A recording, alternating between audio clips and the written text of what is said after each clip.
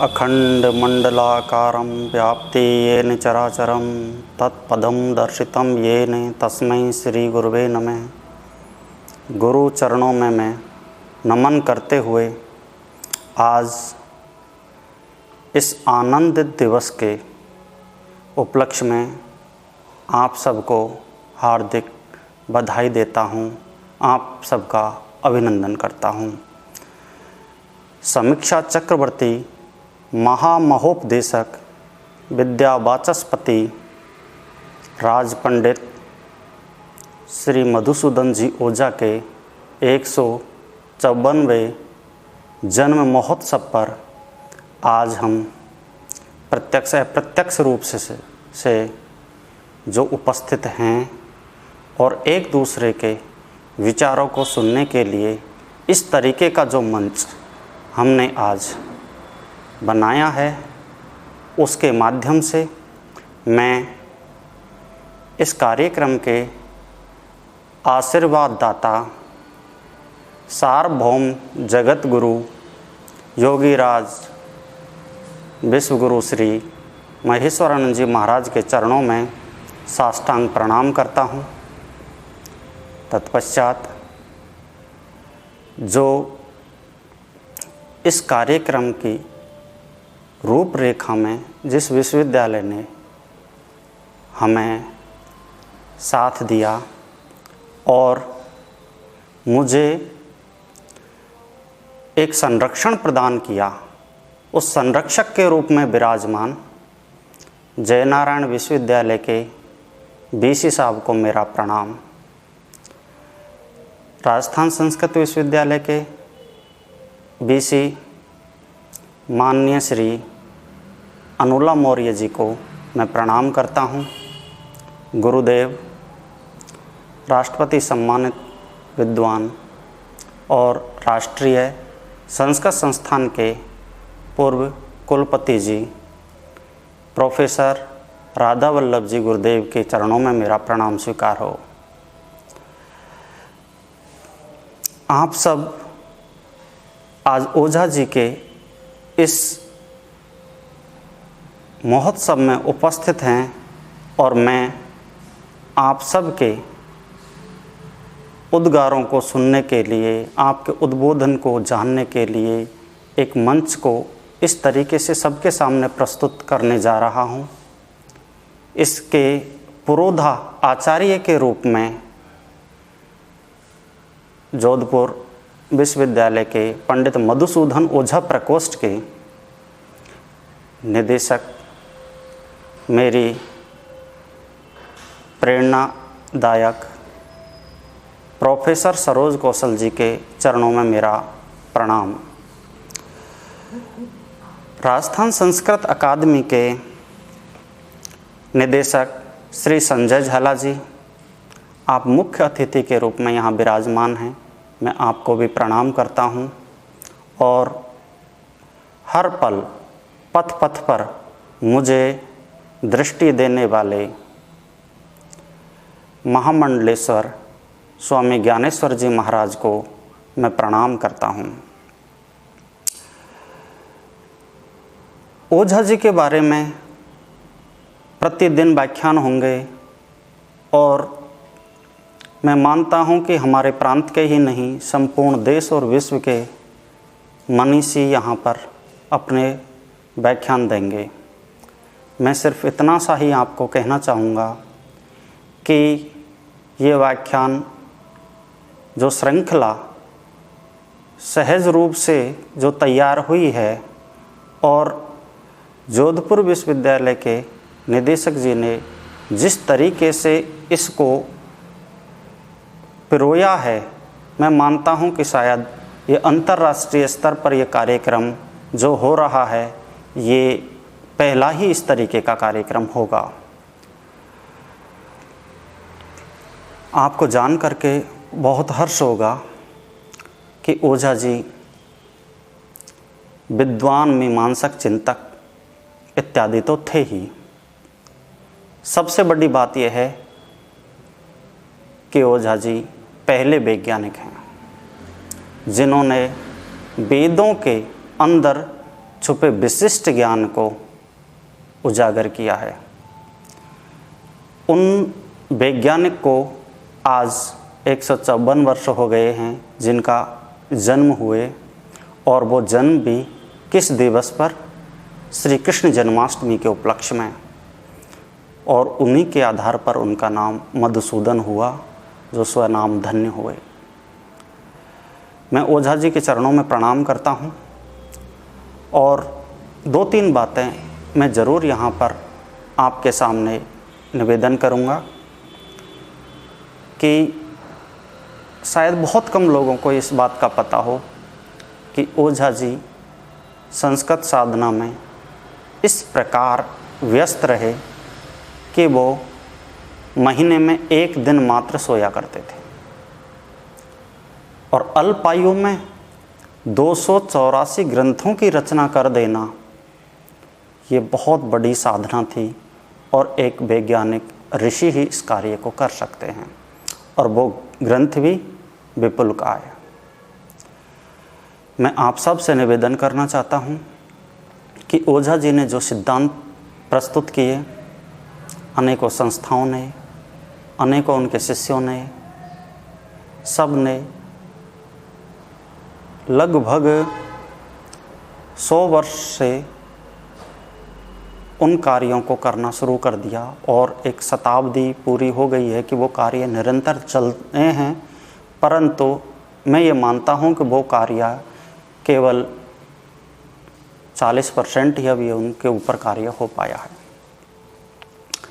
मैं इस अंतर्राष्ट्रीय व्याख्यानमाला के आगामी कार्यक्रमों की रूपरेखा के बारे में कुछ निवेदन करना चाहता हूँ कि यह 7 दिवसीय विचार संसद है, और प्रथम दिवस के रूप में जो व्याख्यान होंगे वो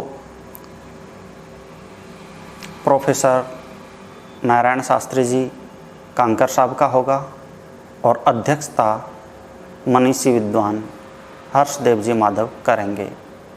प्रतिदिन यह कार्यक्रम 5 बजे प्रसारित किया जाएगा। मैं आप सबको पुनः बहुत बहुत शुभकामनाएं देता हूं, और मंच पर विराजित सभी अतिथियों के चरणों में मैं अपना प्रणाम करता हूं। धन्यवाद। हरि ओम। श्यावर रामचंद्र भगवान की जय।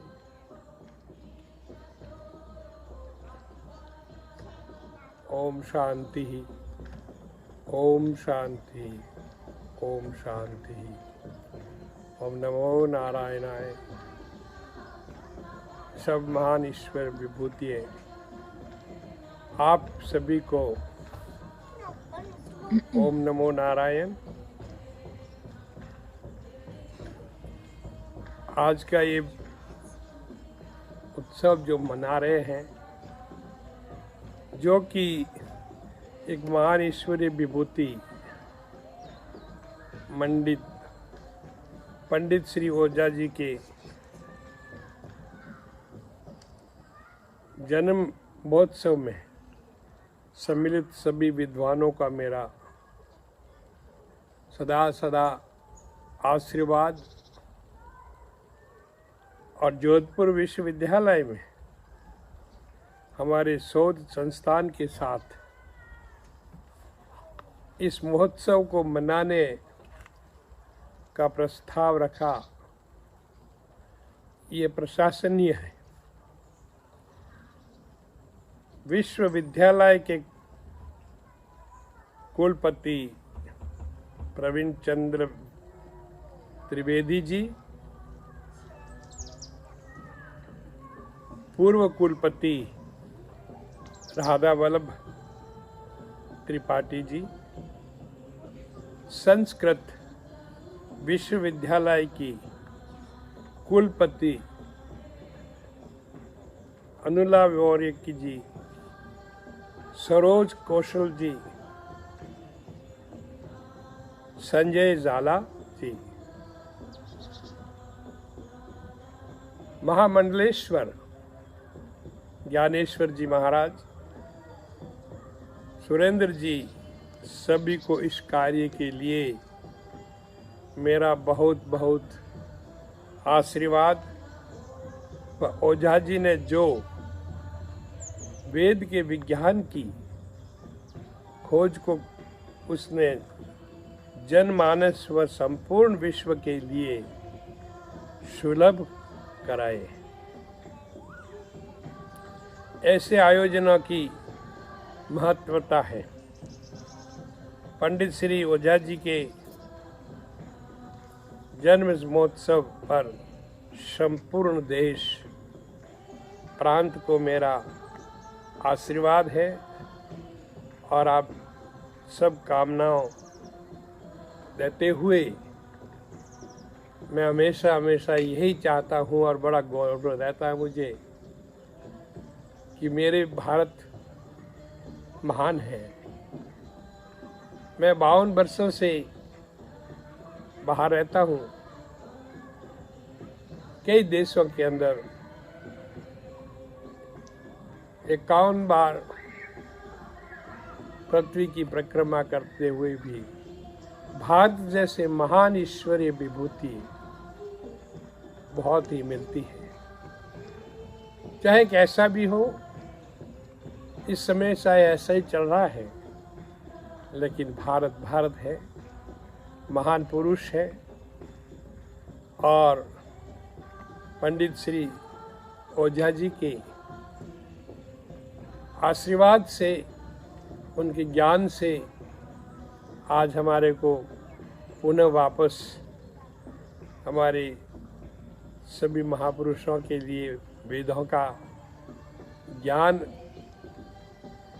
और पूरे विश्व में इसको वापस हम लेकर के चल रहा हूँ।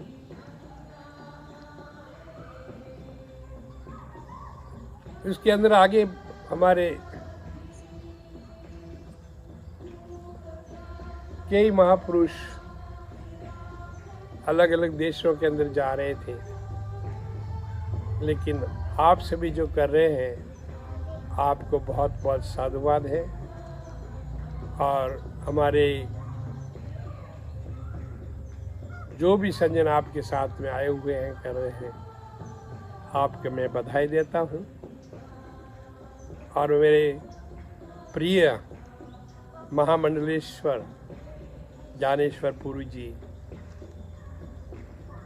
आपके बहुत नज़दीक हैं और बहुत पुरुषार्थ कर रहे हैं, जबकि दूसरे विदेश से आए हुए हैं और इस प्रकार के कार्य कर रहे हैं। इसके लिए मैं इनको बहुत बहुत साधुवाद देता हूँ, आशीर्वाद देता हूँ।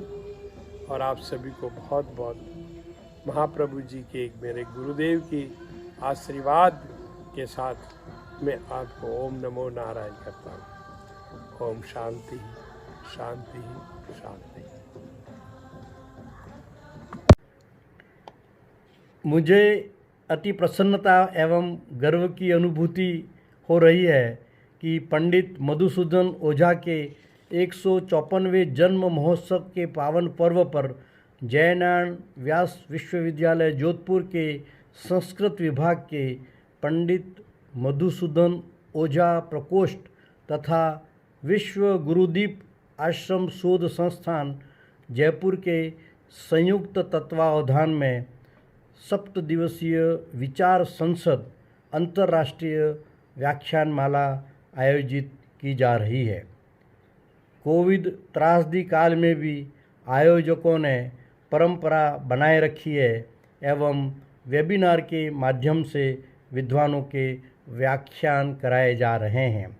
मैं सभी विद्वानों तथा प्रतिभागियों का मेरी तरफ से एवं विश्वविद्यालय परिवार की तरफ से हार्दिक स्वागत एवं अभिनंदन करता हूं तथा पूरी आयोजकों की टीम को बधाई देते हुए इस वेबिनार के सफलता की कामना करता हूं। मित्रों, आप सभी जानते हो पंडित मधुसूदन ओझा 20वीं शताब्दी के प्रखर एवं तेजस्वी दार्शनिक चिंतक के रूप में विख्यात हैं। वेद तथा दर्शन की परंपरा को भाष्यकारों और टीकाकारों में अनवरत समृद्ध किया है। इसी परंपरा में पंडित गिरधर शर्मा चतुर्वेदी, स्वामी सुरजन दास, पंडित अनंत शर्मा आदि विद्वानों ने भारतीय साहित्य की वैदिक और दार्शनिक परंपरा को नूतन वैचारिकी प्रदान की है। पंडित ओझा की अदिति का विषय गुण, गहन अध्ययन, प्रखर प्रतिभा और अभिव्यक्ति में अभिनवता उन्हें आधुनिक शोधार्थियों की कक्षा में स्थापित करती है। उन्होंने संस्कृत भाषा में ग्रंथों का प्रणयन किया, जबकि उनके सुयोग्य शिष्य पंडित मोतीलाल शास्त्री ने लगभग 80,000 पृष्ठात्मक वाग्मय की सर्जना की। वैदिक परिभाषिक शब्दावली की सुचारू व्याख्या पंडित ओझा की महती विशेषता है। लगभग 228 शास्त्रीय ग्रंथों का अल्पायु में लेखन करना एक सामान्य व्यक्ति की सामर्थ्य में नहीं हो सकता। अतः मैं तो ये कहना चाहता हूँ उनके लिए कि वाग्देवी ही थी प्रकट अथवा वेद व्यास, आए थे अवतीर्ण हो मधुसूदन के पास। पंडित ओझा के साहित्य को प्रकाश में लाना, हिंदी अनुवाद एवं आलोचकों सहित उसको प्रकाशित करना हमारे सभी का एक पुनीत कर्तव्य है। जोधपुर के संस्कृत विभाग में राज्य सरकार द्वारा वर्ष 1990 में पंडित मधुसूदन ओझा शोध प्रकोष्ठ की स्थापना की गई थी। प्रोफेसर दयानंद भार्गव के द्वारा इस साहित्य को अपनी जीवन साधना ही बना लिया गया। प्रोफेसर गणेशी लाल सुथार इस शोध प्रकोष्ठ के प्रथम नियुक्त निर्देशक रहे। तब से लेकर आज तक शोध प्रकोष्ठ ने करीब 20 अति महत्वपूर्ण ग्रंथों का प्रकाशन किया है। संस्कृत विभाग प्रतिवर्ष पंडित मधुसूदन ओझा जयंती का आयोजन करता रहा है। मैं सार्वभौम जगतगुरु महामंडलेश्वर स्वामी श्री महेश्वरानंद जी के प्रति प्रणामांजलि ज्ञापित करता हूँ कि उन्होंने अंतर्राष्ट्रीय व्याख्यानमाला आयोजित करने में अपना आशीर्वाद प्रदान किया।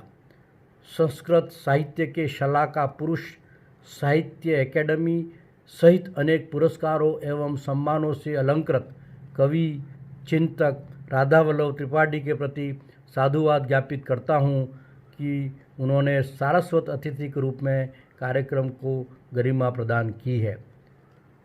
डॉक्टर अनुजा मौर्य कुलपति जगतगुरु रामानंदाचार्य राजस्थान संस्कृत विश्वविद्यालय जयपुर का मैं तहे दिल से हार्दिक स्वागत और अभिनंदन करता हूँ।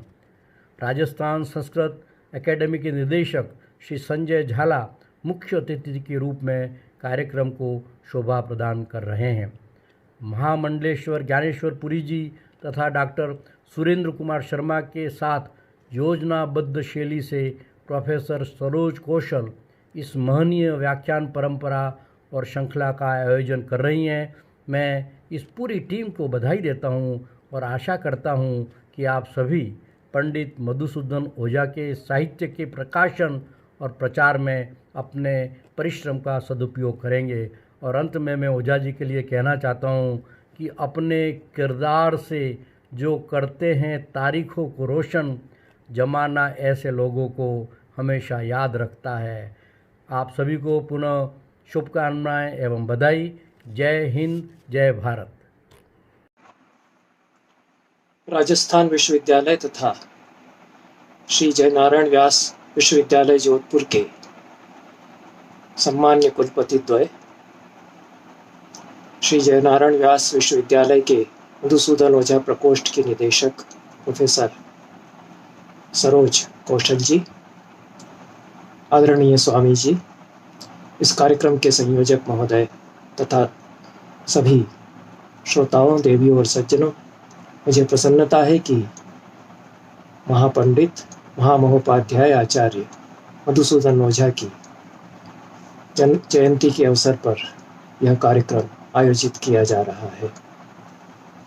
मधुसूदन ओझा का जन्म 19वीं शताब्दी में हुआ। 19वीं शताब्दी भारतीय इतिहास का अनोखा समय है। विशेष रूप से 19वीं शताब्दी के उत्तरार्ध से 20वीं शताब्दी के पूर्वार्ध के 3 दशक, यह जो लगभग 80 वर्ष का 90 वर्ष का समय है, यह भारतीय इतिहास के पुनर्जागरण का, नवजागरण का समय है। और इस अवधि में जितनी बड़ी बड़ी विभूतियाँ जन्म उनका हुआ, जितनी बड़ी बड़ी विभूतियों का इस अवधि में जन्म हुआ, उतना कदाचित विश्व इतिहास में अन्य किसी दौर में नहीं हुआ होगा। संस्कृत की पांडित्य परंपरा पर भी विशेष रूप से यह बात लागू होती है कि इस अवधि में जितने बड़े बड़े पंडित, संस्कृत शास्त्र परंपराओं के भाष्यकार, व्याख्याता और विचारक उत्पन्न हुए, कदाचित अन्य किसी अवधि में इतने महान विचारक, चिंतक और पंडित नहीं हुए होंगे। एक साथ हम देखते हैं कि कई नक्षत्रमाला, कई विभूतियों की हमारे सामने उपस्थित हो जाती है। इन्हीं पंडितों में से, शास्त्रों के भाष्यकारों में से कुछ प्रखर विचारक ऐसे भी थे जो इस बात को समझ रहे थे कि राजनैतिक स्वाधीनता मिलना ही पर्याप्त नहीं है हमारे देश के लिए। जब तक सांस्कृतिक साक्षरता नहीं होगी, राष्ट्र की परंपराओं का सही परिप्रेक्ष्य में बोध नहीं होगा, तो भारत आज़ाद होकर भी गुलाम ही रह जाएगा। इस दृष्टि से जिन पंडितों ने हमारी पूरी परंपराओं की व्याख्या करने का प्रयास किया, उनमें एक अन्यतम हैं पंडित मधुसूदन ओझा। बिहार में, मिथिला में एक गांव में उनका जन्म हुआ था, परंतु उनका संबंध जयपुर से विशेष रहा। पूरे भारत में 3-4 नगर 19वीं शताब्दी में ऐसे थे जो कि केंद्र बन रहे थे इस वैचारिक क्रांति के। यह जो पुनरुन्मेष हो रहा था भारत की परंपराओं को पुनः व्याख्यायित करने का, उसके कुछ नगर केंद्र बने।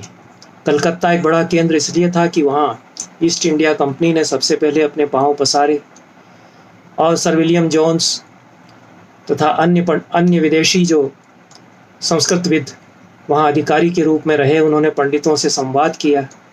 उस संवाद के द्वारा यूरोपीय मानस की एक समझ संस्कृत के पंडितों के बीच में आई, और उसके द्वारा एक वैचारिक क्रांति का सूत्रपात भी वहाँ हुआ। दूसरा एक बहुत बड़ा केंद्र जयपुर था, जिसमें कि बड़े बड़े शास्त्रज्ञ हुए, और जयपुर के महाराजा जो गुणग्राही थे, वो समय के आगे देख रहे थे। तो भारत आज़ाद होने के पश्चात किन उपादानों की उसको अपेक्षा होगी, किन ग्रंथों की अपेक्षा होगी, इस बात को ये शासक और पंडित जो उनके साथ काम कर रहे थे समझ रहे थे। तो जयपुर के महाराज ऐसे ही शासक थे, माधव सिंह जी, और पंडित मधुसूदन ओझा एक ऐसे ही पंडित थे। 1902 में पंडित मधुसूदन ओझा जयपुर नरेश के साथ विदेश यात्रा करते हैं, इंग्लैंड जाते हैं।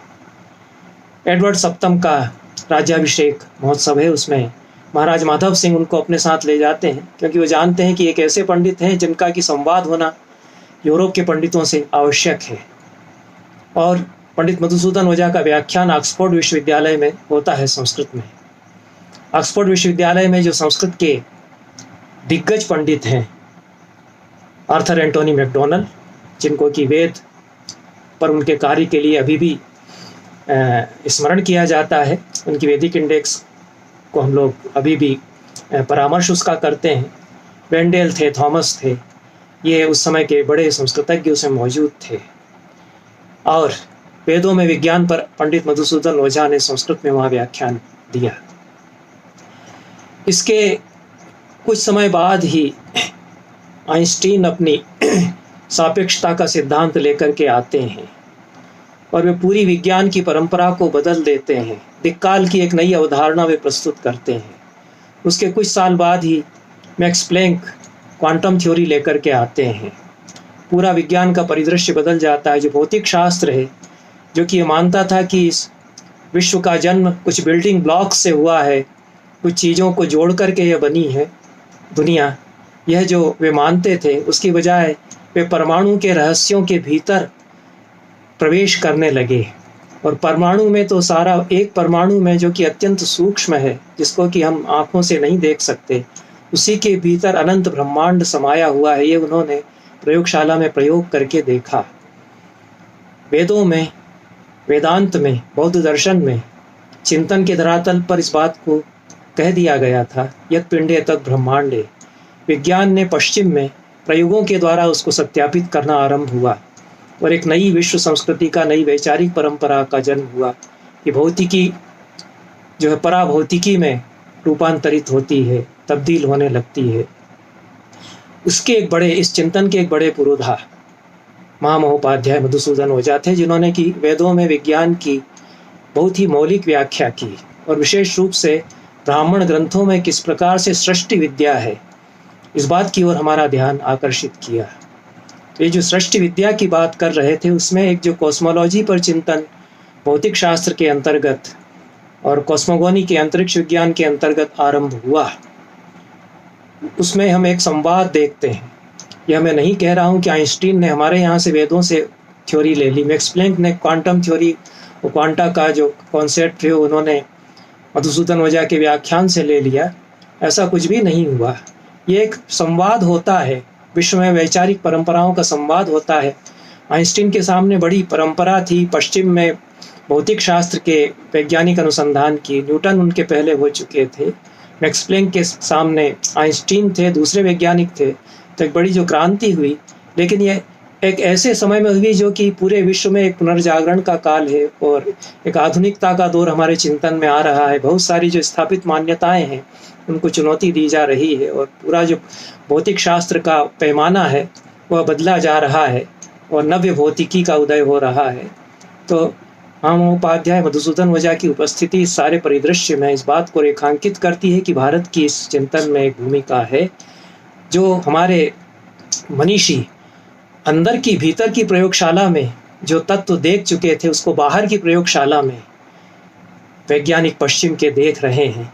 ये बात इससे सामने आती है और ये दोनों परंपराओं में कहीं न कहीं एक संवाद की संभावना भी बनती है। इस दृष्टि से मधुसूदन ओझा जी ने जगत गुरु वैभवम लिखा, जो उन्होंने वैदिक ब्रह्मा की ऐतिहासिक वैज्ञानिक व्याख्या की। उन्होंने इंद्र विजय लिखा। संस्कृत में, हिंदी में 200 ग्रंथ, मौलिक ग्रंथ उन्होंने लिखे। इतना बड़ा कार्य कुछ कम ही लोग कर पाते हैं विश्व के इतिहास में।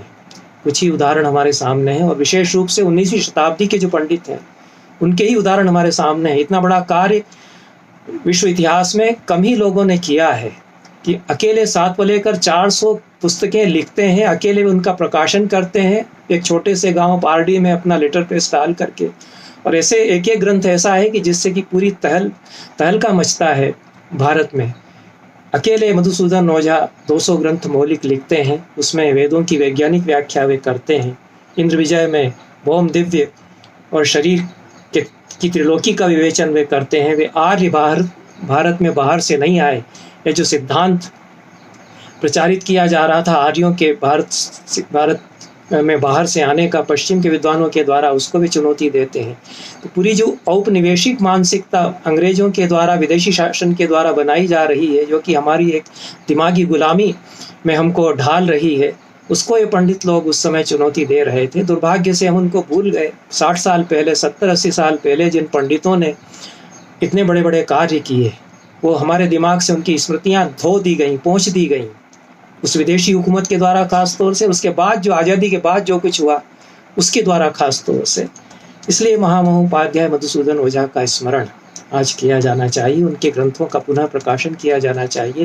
व्योमवाद है जिसमें कि सृष्टि विद्या की आकाश के माध्यम से उन्होंने व्याख्या की है। अपरवाद है जिसमें कि काल, स्वभाव, नियति, यदृच्छा इन तत्वों के द्वारा सात तत्वों के पारस्परिक संयोग से सृष्टि किस प्रकार से जन्म लेती है, जो सूक्ष्म तत्व हैं उनकी व्याख्या वो सृष्टि विद्या में इस प्रकार से करते हैं। आवरणवाद उनका ग्रंथ है, अम्भोवाद उनका ग्रंथ है, अत्रिख्याति दशवाद रहस्य, ये जो उनके ग्रंथ हैं। एक ग्रंथ का अवश्य मैं यहाँ उल्लेख करना चाहूँगा कि विदेश यात्रा पर, विशेष रूप से समुद्र यात्रा पर भी उन्होंने एक ग्रंथ लिखा। बहुत सारे ज्वलंत प्रश्नों पर भी उन्होंने दृष्टिपात किया और उस समय विवाद हो रहा था पंडितों में कि समुद्र यात्रा करनी चाहिए कि नहीं। और काशी के पंडित तो एक तरफ थे, वो एक छोर पर थे, कलकत्ता के पंडित, जयपुर के पंडित वो दूसरे छोर पर थे। महामहोपाध्याय मधुसूदन ओझा तो खुद समुद्र यात्रा करके राजा माधव सिंह के साथ ऑक्सफोर्ड गए थे, इंग्लैंड गए थे। तो विश्व में संवाद के लिए थोड़ा आगे आना होगा, ये पंडित अपने समय से आगे देख रहे थे। अनेक पंडित थे जिन्होंने समुद्र यात्रा के समर्थन में संस्कृत में नए शास्त्र लिखे और विरोध में भी काशी के पंडितों ने शास्त्र ग्रंथ संस्कृत में उस समय लिखे।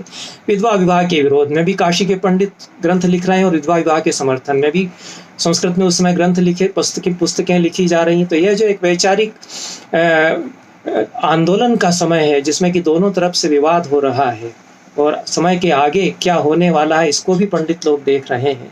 तो उन्होंने अपने इस ग्रंथ में इस पर भी विचार किया और एक ऋषि की भूमिका उन्होंने हमारे समय में अदा की। इन शब्दों के साथ मैं अपना वक्तव्य यहाँ समाप्त करता हूँ। आप सभी को बहुत बहुत धन्यवाद देता हूँ। धन्यवाद। नमस्कार मित्रों, मैं संजय झाला, निदेशक राजस्थान संस्कृत अकादमी, आप सभी महानुभावों को इस अवसर पर प्रणाम करता हूँ और इस अवसर पर पुण्य स्मरण करता हूँ समीक्षा चक्रवर्ती, महामहोपदेशक, जयपुर राज्यसभा के प्रधान पंडित श्री मधुसूदन जी ओझा को, जो वेद मार्तंड हैं।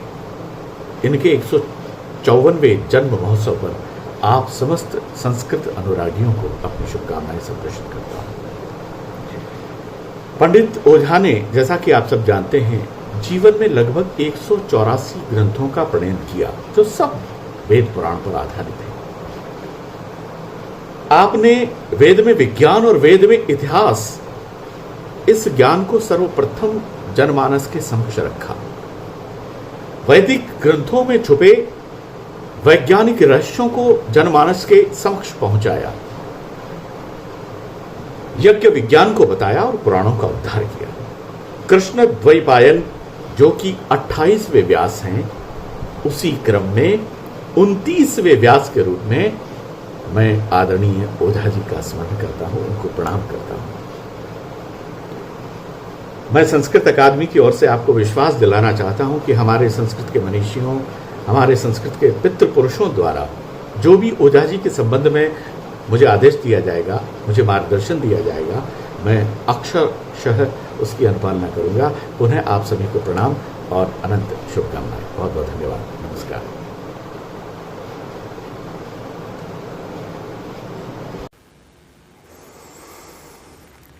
ओम अग्नेनये सुपतारये अस्मान् विश्वानि देव वायुनानि विद्वान् युयोद्यस्मज्जुहुरानमेनो भूयिष्ठं तेन मौक्तिं विधेम।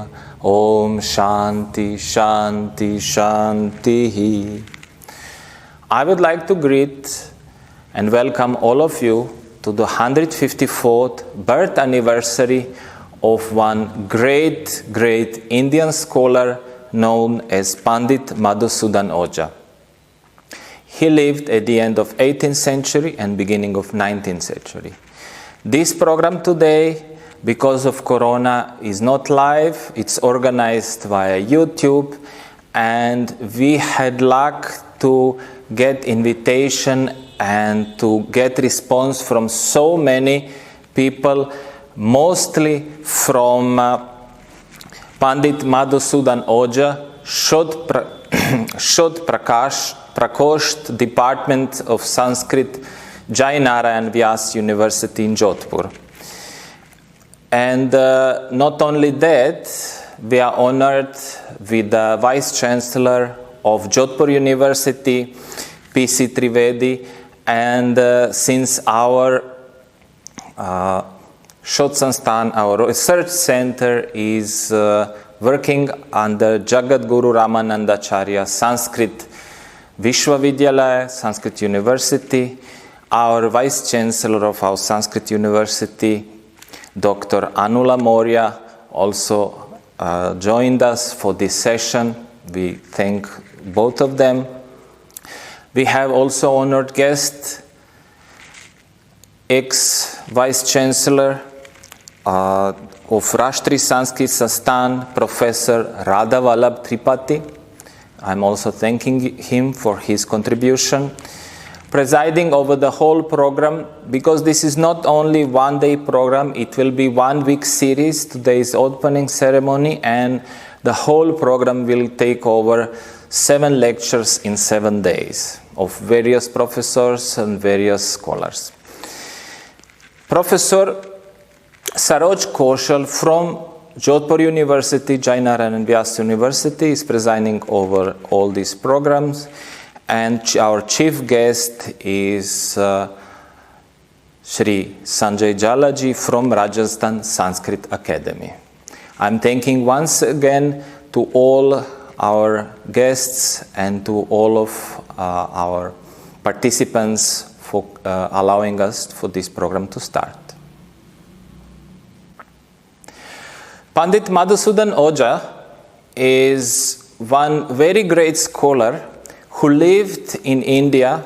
He originated from Bihar, but he was sponsored by many people, but mainly with the Jaipur Maharaja, the king of Jaipur, and he came and lived in Jaipur for most of his life. Now, in his whole life, we know that he wrote 284 books. So far that we know, many books disappeared because of the age was non-independence, and then independence came, and so many different reasons. The kingdoms disappeared and so on. So, but what is very important with Pandit Madhusudan Ojha, he once went to London, and with his knowledge he managed to impress the whole British Parliament, and especially he was the first one who gave the scientific view on the Vedas. The Vedas are the basic holy scripture or basic knowledge scripture of India, and the first person who gave proper scientific introduction to that, including the geography, politics, and many other things, was actually Pandit Madhusudan Ojha. Of course, he had many disciples, and his work was quite famous, but not as famous as one would hope for. His one main disciple was Motilal Shastri, who wrote by his hand 10,000 pages, and he explained the complete theory of Pandit Madhusudan Ojha in these 10,000 pages. Then Adyadatta Thakur, he did publications of many of his books with the translation. Girdhar Sharma Chaturvedi, Bhat Mathunath Shastri, Surjanda Swami, and many others. These are the 5 main disciples. Of course, when we go more in his life, we will find out more about him and about them. So, but to publish such things, the societies which worked on that did a great job. So the first mentioned, the biggest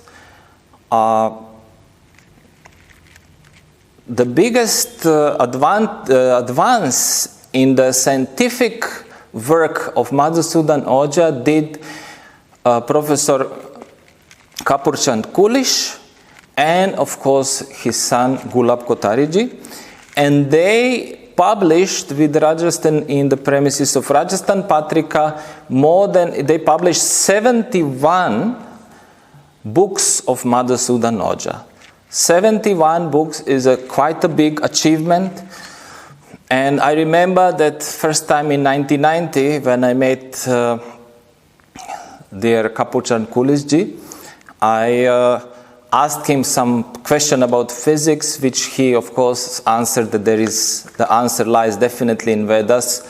And from that time my desire to study Vedas became more active. Gulab Kotari made this because when you read the Madhusudan Ojha books, you will find out that they are quite difficult, because the knowledge is very tricky, how to transfer the knowledge into simple words. So Gulab Kotari did this in his work Manas, in which we can get everywhere. So I would suggest you for the simplicity, if you can start from there. Then after that, Manav Ashram is run by great-grandson of Motilal Shastri, and he is doing also publication of the published and unpublished work.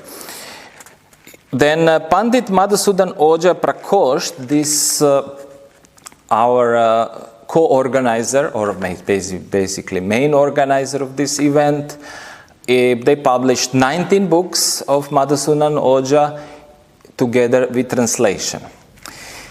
Now one would ask, for the person who had more than 260 works, to publish only 71 works by Rajasthan Patrika and 19 works by Jodhpur University, it seems quite less. Well, we should know that Madhusudan Ojha wrote only in Sanskrit.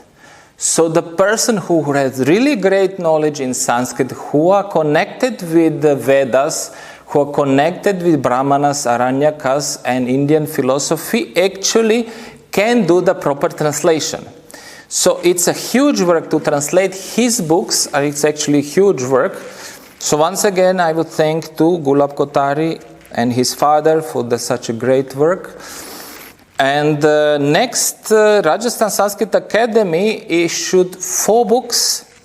Sri Shankar Shikshayatan in Delhi, 5 books. Pranch Vidya Pratishtan Jodhpur and Jaipur, 3 books. Vedic Yantrala in Ajmer, they did all the books but in Sanskrit, so they have nowadays limited values. And Vishwagurudip Ashram Shod Sansthan, or us, we so far published 5 very small books. We hope we manage to continue this great tradition. But as you can see, the work of Madhusudan Ojha is so vast and so complicated to publish one book, to understand one thing, and the points he mentioned in his lectures is quite difficult. That's why it takes so much time and it takes so much effort to do that. So I would like to thank all of them for their work, and we hope that we will manage to continue in their footsteps. At the end, I would like to thank my Gurudev, Vishwaguru Mahamandaleshwar Paramahansa Swami, because without him, I would never be introduced into this Indian culture in such a deep way. When you remove all the surface errors, the surface waves, and all this what is not interesting, and you come to the middle of Indian culture, is the pure jewel, the gold, the diamond. So I would like to thank him and all our parampara for the blessing that I'm able to be here. Siddhip Narayan Bhagwan ki jai. वागर्थाविव संपृक्तौ वागर्थ प्रतिपत्तये जगतः पितरो वंदे पार्वती परमेश्वर। नमस्कार। पंडित ओझा की 154वीं जयंती के अवसर पर इस 7 दिवसीय विचार संसद में पंडित ओझा की सारस्वत साधना को आधार बनाकर अंतर्राष्ट्रीय व्याख्यान माला का 9 अगस्त से 15 अगस्त पर्यंत आयोजन किया जा रहा है। सार्वभौम जगत गुरु महामंडलेश्वर स्वामी श्री महेश्वरानंद जी के आशीर्वाद से यह कार्यक्रम महिमान्वित हो रहा है तथा गौरवान्वित हो रहा है। पंडित ओझा की यह मान्यता है कि वेद मंत्रों में विशेष चतुष्टय की ही प्रधानता है। यज्ञ, विज्ञान, इतिहास और स्तोत्र यह प्रतिज्ञा वाक्य लेकर पंडित मधुसूदन ओझा जी ने अपने ग्रंथों की सर्जना की है। उन्होंने स्वयं अपनी शैली की विशेषता का भी प्रतिपादन किया है और वे कहते हैं कि यत्र प्रदर्श्याः विषयाः पुरातना यत्र प्रकारो अभिनव प्रकाशने, कि जहाँ पर मैं पुरातन विषयों पर ही चिंतन कर रहा हूँ, विषय तो मेरे ग्रंथों में पौराणिक हैं, परंतु उनके प्रकाशन का और उनके अभिव्यक्ति की जो शैली है वह अवश्य अभिनव है। प्रत्येक युग में सामाजिक, सांस्कृतिक तथा आर्थिक संकल्पनाएं परिवर्तित होती रहती हैं। ओझा जी ने 20वीं शताब्दी में शास्त्र को लोकोन्मुख करने के लिए स्वाध्याय रूप व्यसन के द्वारा अनेक लुप्तप्राय विषयों का उद्धार किया। वेद अथवा दर्शन केवल ज्ञान परक नहीं है तथा केवल कर्म परक भी नहीं है, यह उनका अवदान ही कहा जाएगा। गीता विज्ञान भाष्य में ओझा जी ने कहा, तस्मान न केवलम कर्म न विद्या केवला श्रिये, तस्माद् आत्मनि विद्याम च वीर्यम च समताम नयेत्। ओझा जी से पूर्ववर्ती वैचारिक सरणी केवल कर्मकांड तथा केवल ज्ञान कांड के प्रति आग्रही रही, परंतु ओझा जी ने विद्या तथा कर्म के समुचित समन्वय पर बल दिया। ओझा जी के ग्रंथों में पारिभाषिक शब्दों की व्याख्या भी विशेष रीति से की गई है। जब वे अपने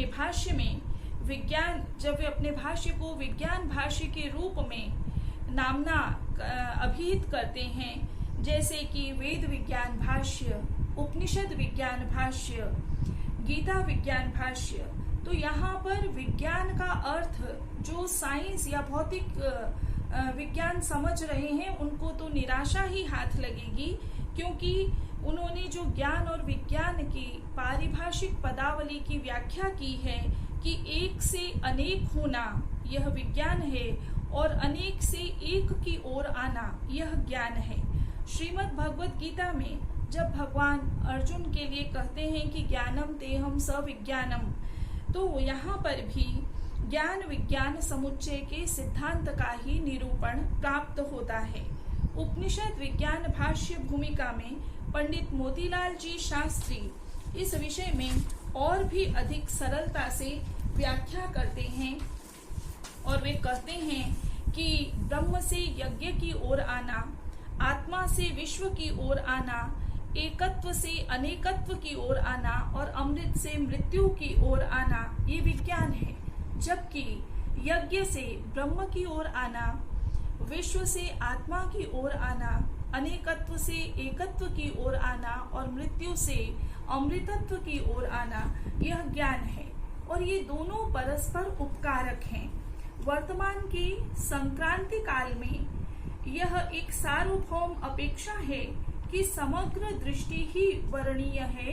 होलिस्टिक अप्रोच इज रिक्वायर्ड। एकांकी दृष्टि हेय है। पंडित ओझा ने कर्मकांड मात्र प्रतीत होने वाले अनेक श्रौत सिद्धांतों की उपपत्ति प्रस्तुत की है। उन्होंने उसका सिग्निफिकेंस जो है उसका निरूपण किया है और ये बताया है कि यह केवल कर्मकांड ही नहीं है, अपितु इसमें भी एक वैज्ञानिकता है और लोक संग्रह के लिए उन्होंने महान उपकार किया है। उदाहरण के लिए कहा गया है कि सत्य संहिता वै देवाः अनृत संहिता मनुष्याः। इस श्रौत सिद्धांत के अनुसार मनुष्य अनृत संहिता वाला है। आत्मा की जो सृष्टि उन्मुख कलाएं हैं उनमें मनः कला सबसे अंतरतम कला है। अनृत भाषण से इसी कला पर इसी कला का विशेष रूप से आघात होता है। मिथ्या भाषण से विचार दूषित होते हैं और इस अनृत भाव के कारण मनुष्य अमेध्य एवं अपवित्र हो जाता है। अमेध्य किसे कहते हैं, अपवित्र किसे कहते हैं, ये यद्यपि साधारण शब्दावली प्रतीत होती है, परंतु शास्त्रीय अर्थ यदि हम इसका देखें तो हमको इन शब्दों के बिल्कुल सटीक अर्थों के विषय में जानकारी मिलती है। किसी दिव्य संस्कार का मन के साथ संगम न होना अमेध्यता है। कलुषित भावों का समावेश हो जाना ही अपवित्रता है।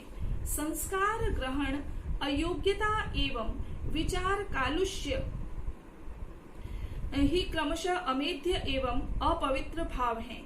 यज्ञकर्ता यजमान वैध यज्ञ द्वारा दिव्य लोकस्थ सौर देवताओं का अपने आत्मा के साथ संबंध कराना चाहता है, परंतु अनृत मूलक अमेध्य एवं अपवित्र भाव के कारण उन देवताओं का संस्काराधान नहीं होता।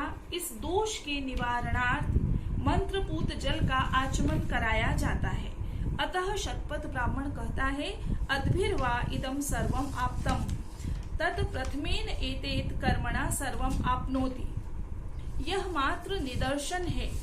ऐसे ही अनेक रहस्यों का उद्घाटन आगामी सप्ताह में हमारे विद्वान वक्ता करेंगे। Pandit Anant Sharma ji, professor Dayanand Bhargava, professor doctor Narayan Shastri Kankar, professor Lakshmi Sharma, professor Ganeshi Lal Suthar ji आदि विद्वान पंडित ओझा के चिंतन उदधि में से प्राप्त मुक्ता मणियों से श्रोत्री वर्ग को समृद्ध करेंगे। एतदर्थ हम इन सभी विद्वानों के ऋषि ऋण को अपनी धरोहर ही समझते हैं। पंडित मधुसूदन ओझा शोध प्रकोष्ठ, संस्कृत विभाग, जयनारायण व्यास विश्वविद्यालय, 1990 में संस्कृत विभाग में इसकी स्थापना हुई और तब से लेकर अद्यावधि पर्यंत वर्ण समीक्षा, पितृ समीक्षा, अपरवाद, व्योमवाद, आवरणवाद, इंद्र विजय, वेद धर्म व्याख्यानम, स्मार्त कुंड समीक्षाध्याय, अंभोवाद, कादम्बिनी, महर्षि कुल वैभव विमर्श, श्रीमद् भगवद गीता विज्ञान भाष्य प्रथम तथा द्वितीय कांड, अत्रि ख्याति, दशवाद रहस्य, आशौच पंजिका, पुराणोत्पत्ति प्रसंग आदि 20 वेद विज्ञान कोश आदि 20 ग्रंथों का प्रकाशन कर चुका है और यह शोध प्रकोष्ठ की महती उपलब्धि है। राजस्थान पत्रिका के संस्थापक यशशेष श्री कर्पूर चंद जी कुलिश तथा प्रोफेसर दयानंद भार्गव के अथक परिश्रम एवं दूरदृष्टि का यह सुपरिणाम है कि हमारे संस्कृत विभाग को पंडित मधुसूदन ओझा शोध प्रकोष्ठ की प्राप्ति हुई। प्रोफेसर गणेशी लाल सुथार ने 1991 से लेकर वर्ष 2007 पर्यंत अथक परिश्रम से अनेक महत्वपूर्ण प्रकाशन किए। दैनिक तथा प्रतिष्ठित समाचार पत्र राजस्थान पत्रिका का इस मधुसूदनी विद्या के प्रकाशन एवं प्रसार में जो महती भूमिका निभाई जा रही है, एतदर्थ श्री गुलाब कोठारी जी के लेखन एवं प्रसार को भी हम रेखांकित करते हैं। इस सत्र को कुलपति त्रय अपनी गरिमा से संवर्धित कर रहे हैं। प्रोफेसर राधा वल्लभ त्रिपाठी जी समकालीन संस्कृत साहित्य के पुरोधा कवि हैं। आपका सुविशद चिंतन हम सभी साहित्यानुरागियों के लिए अनवरत अभिप्रेरणा बना हुआ है। आपका इस मंच पर मैं संस्कृत विभाग की ओर से विशेष रूप से हार्दिक अभिनंदन करती हूँ। हमारे विश्वविद्यालय के यशस्वी कुलपति प्रोफेसर प्रवीण चंद्र त्रिवेदी जी वैज्ञानिक होने पर भी साहित्य के प्रति वे सन्नद्ध हैं और उनका अभिनिवेश वस्तुतः श्लाघनीय है। आपने आशीर्वाद प्रदान करके सभी को अनुग्रहित किया। डॉक्टर अनुला मौर्य कुलपति जगतगुरु रामानंदाचार्य संस्कृत विश्वविद्यालय जयपुर के द्वारा मंच को गौरव प्रदान किया गया। यह संस्कृत विभाग जयनारायण व्यास विश्वविद्यालय के साथ उनका प्रथम संयोग है। भविष्य में भी यह शैक्षणिक मैत्री इस परंपरा को, ज्ञान परंपरा को नित्य संवर्धित करेगी, ऐसी मैं मंगल कामना करती हूँ। स्वामी महामंडलेश्वर जगत गुरु श्री महेश्वरानंद जी का आशीर्वाद इस रूप में सफल हो रहा है कि हमने इस कार्यक्रम की इतनी भव्य योजना नहीं बनाई थी, परंतु महामंडलेश्वर स्वामी ज्ञानेश्वर पुरी जी के सौजन्य से आपका परंपरा आशीर्वाद जब प्राप्त हुआ, तब से लेकर यह कार्यक्रम हम लोगों के लिए ऐसा आपने बना दिया अपने आशीर्वाद से कि हम गिरि लंघन सामर्थ्य से हमारा उत्साह वर्धन आपने किया है। मैं आपके श्री चरणों में प्रणामांजलि ज्ञापित करती हूँ। मैं सभी से ये प्रार्थना करती हूँ कि 15 अगस्त पर्यंत प्रवर्तमान व्याख्यानों का श्रवण एवं प्रचार कर कार्यक्रम को सार्थक बनाने में आप अपनी आहुति प्रदान करें और यह ज्ञान यज्ञ निरंतर इसी प्रकार से प्रवृत्त होता रहे। जन्माष्टमी के अवसर पर 1 सप्ताह पर्यंत अंतर्राष्ट्रीय ये जो विचार संसद है, यह एक अपने नए आयाम को स्थापित करेगी, ऐसी मंगल कामना करते हुए मैं आप सभी का हृदय से स्वागत, अभिनंदन करती हूँ और धन्यवाद ज्ञापित करती हूँ।